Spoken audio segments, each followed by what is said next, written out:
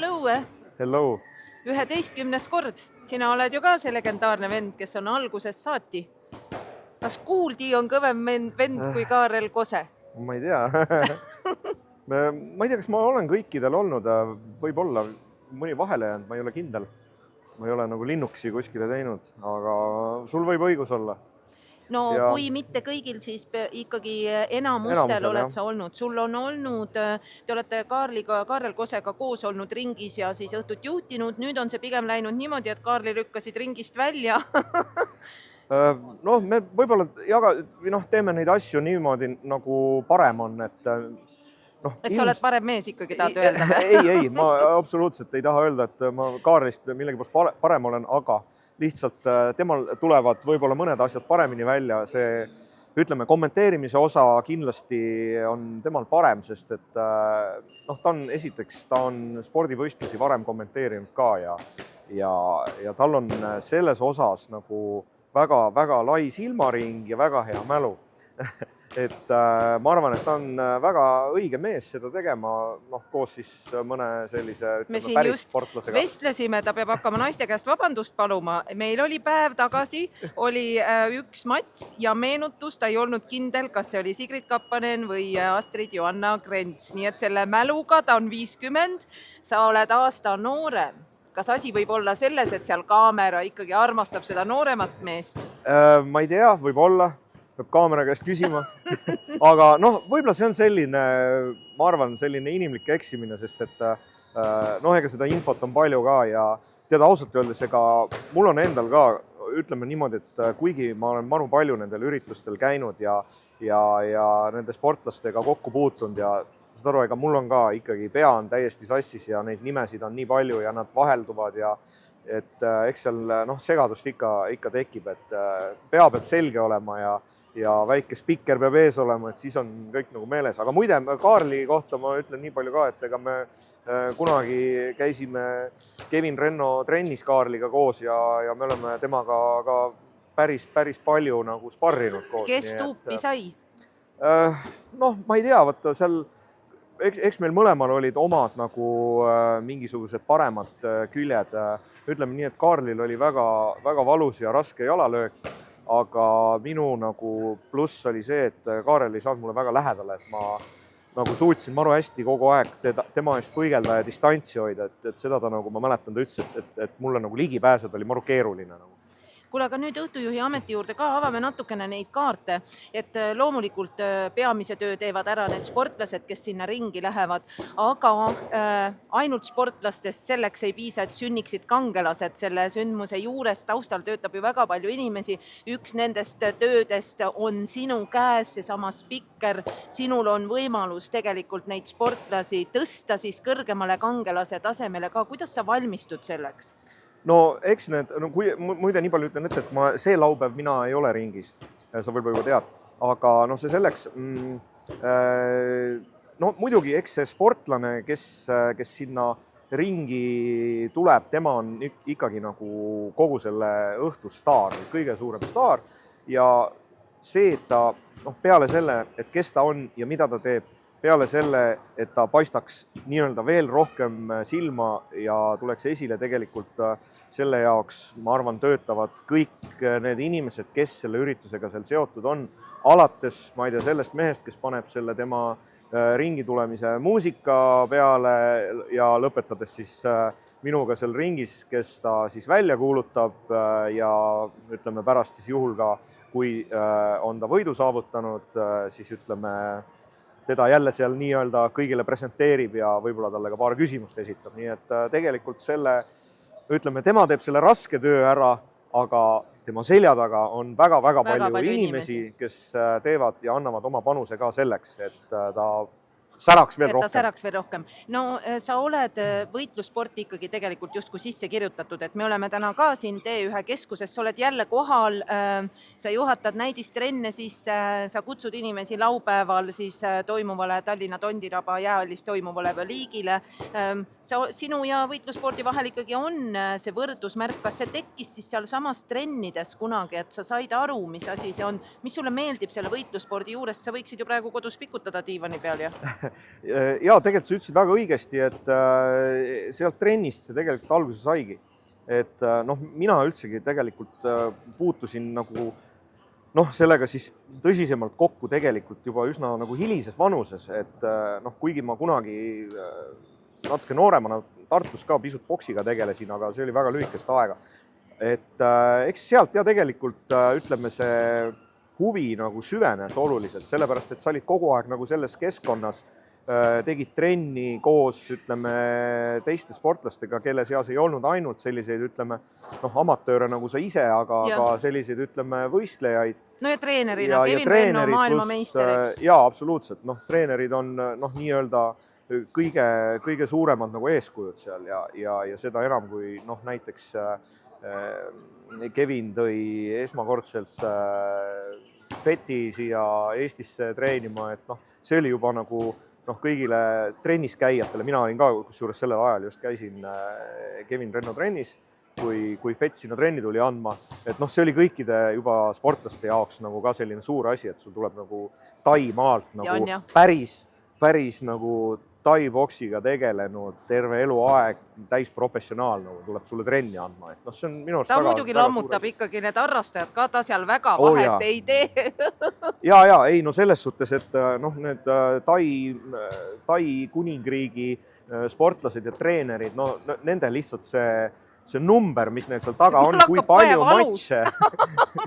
matše nad on pidanud, see on jõhker. Aukartust äratav. See on need on sadades ja ütleme, et siin võib-olla Euroopas, ütleme, kickboksijad, ütleme täisprofessionaalid ikka, nendel on ka juba sadades need numbrid, aga valdavalt võib-olla me siin Eesti sportlastel nagu nii suuri neid numbreid ei näe. Aga isegi kui sa nüüd sellel korral ei ole ringis sportlasi tutvustamas ja ringi kutsumas, siis ikkagi ava neid kaarte, kuidas sina valmistud, et see ei ole ka päris nii, ütleme väga lihtne asi, need nimed ei ole üldse lihtsad, mis meil, kui erinevatest riikidest sportlased tulevad, et mis sul need protsessid on, sest keegi vaatab seda meie intervjuud, mõni noor 15-aastane mõtleb, et ma tahaksin ka tulevikus kommenteerida, kuidas siis seda head kommenteerimise ja õhtujuhtimise tööd teha? No eks seal tegelikult on väiksed mingid omad protseduurid, et mina ütleme, viin ennast niimoodi põgusalt kurssi nende sportlastega, kes siis sellel võitlusõhtul sinna ringi astuvad, et see on võib-olla selline põhiline nagu, et natukene nende nii-öelda tausta teada, et sest ega kõiki ei tea ka ja kõiki ei suuda meelde jätta ja eks paljud, ütleme siis just väljaspoolt Eestist võistlema saabunud sportlased on paljude jaoks tundmatud, samamoodi minu jaoks ja natuke tuleb ennast kurssi viia ja nii ta vaikselt läheb, et praeguseks on juba selline teatud mingid omad väiksed rutiinid ja sellised tegevuskavad on nagu välja kujunenud juba, et kuidas see kõik käib ja nii ongi. No midagi veel, sina oled ju meil teada-tuntud väga ilusate riietustega, et sa ikkagi seal ka teed peenhäälestust, tuled ikkagi õmmeldud pintsakutega, need litrikesed on peal. No mis teha, meil on tegemist ikkagi, ütleme siis Eesti kõige, ütleme sellise suursuguse ja mastaapsema spordisündmusega, et seal peavad kõik viisakad välja nägema. Mina eriti, kes ma seal ringis kõige rohkem käin. Mul tuli lihtsalt praegu meelde Mirko Moisar, kunagi ma ka siis, kui seal VIP-alal, eks ju, oli vaja intervjuusi teha, siis mul oli ilus maani punane kleit. Ja siis, kui ma taharuumi astusin, siis ta ütles, kuule, jõulud on läbi. Et sportlaste ringi tulekud on ju samamoodi, et mõni teeb väga kõva show'd, näeb vaeva selle riietusega ja kõige muuga, mis sinna juurde kuulub. Kas see tegelikult need litrid ja see kõik see muu melu tegelikult annab ka sinu silmis sportlasele mingisuguseid plusspunkte? Absoluutselt annab, sest et me siin küll teame, kui, ütleme, raske on see treening ja kõik see, mis eelneb sellele võistlusele ja tegelikult see, mis seal ringis toimub või siis puuris, ka see on tegelikult väga raske, aga kuna see kogu üritus ja kogu sündmus on ikkagi, ma ütleks küll, et sama palju, kui seal on sporti, on seal ka ikkagi meelelahutust või sellist nagu show'd. See on nagu tähistamine ka. See on tähistamine ka ja see on nagu selline, ütleme niimoodi, et see on ka iga sportlase jaoks, kes seal võistlema läheb, see on tema jaoks nagu see tippsündmus, see, mille jaoks on ta valmistunud noh, mitte nüüd ainult need lähimad kuud trenni tehes hoogsalt, vaid ka tegelikult pool oma elu või rohkem. Kogu tema karjäär, kogu tema elu, ja see on selline ikkagi tippsündmus, ta tuleb sinna näitama, kes ta on ja milleks ta võimeline on ja ma arvan, et noh, mida rohkem nad nii-öelda oma riietuse ja võib-olla selle show elementide ja kogu selle siis ütleme ringi tulekuga nagu ennast nagu eksponeerivad ja näitavad, ma arvan, seda parem on, seda rohkem nad paistavad silma, seda rohkem nad saavad tuntust, pildistatakse, elatakse kaasa. No see on tuntus ikkagi ja see käib nagu selle spordiga. Ja kui sa oled tuntud, on sul võimalik läbirääkimisi pidada sponsoritega, sind paneb sotsiaalmeedias rohkem publik tähele. Ma saan küll aru, võib-olla mõned inimesed on sellised, noh, ütleme loomu poolest võib-olla vaiksemad ja nad väga ei taha tähelepanu ja nad tahaks tegeleda vaikselt oma asjaga ja teha oma trenni ja süveneda, aga noh, selle spordiala puhul ikkagi käib see asi kaasas ja iga sportlane ikkagi võiks nagu mõelda natuke selle peale, et kuidas seda oma sissetulekut teha huvitavamaks ja meeldejäävamaks, sest et noh, ütleme, et show'd nendel õhtutel on päris palju, et noh, mitte ainult sportlaste poolt, vaid ka siis ütleme, on ju vahepalad, igasugused esinejad ja nii, et noh, see on selline väga mitmekülgne ja mõnus õhtu tavaliselt. Mida sina laupäeva õhtul siis teed? Millises lauas sa istud? Ma täpselt ei tea veel. Ma loodan, et mitte väga kaugele. Küsima, millises lauas istub Kool D.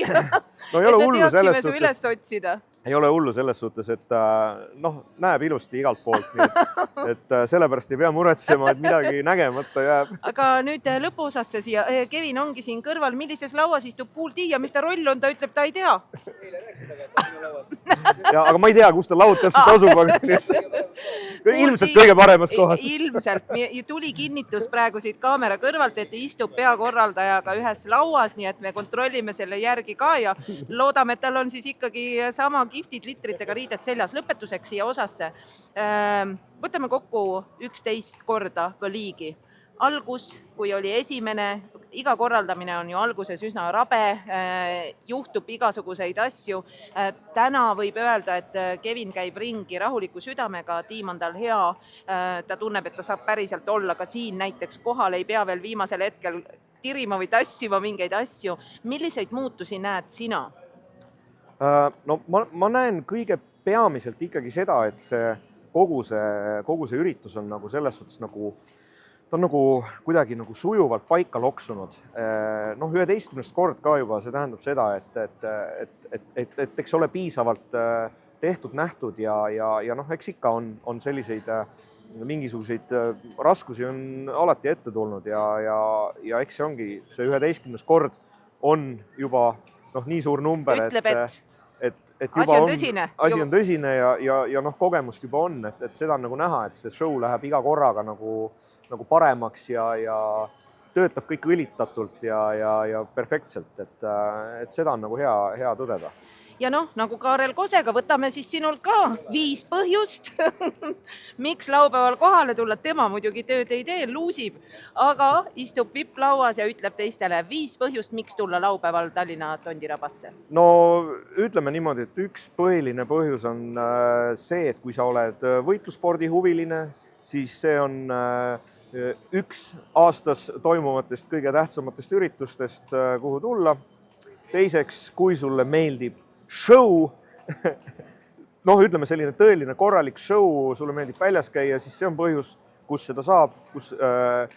Kolmas põhjus on see, et kui sulle meeldib ka, ütleme siis teravused, võitlussport ja noh, võib-olla natukene verd võib ka lennata, siis on see juba kolmas põhjus, miks tulla.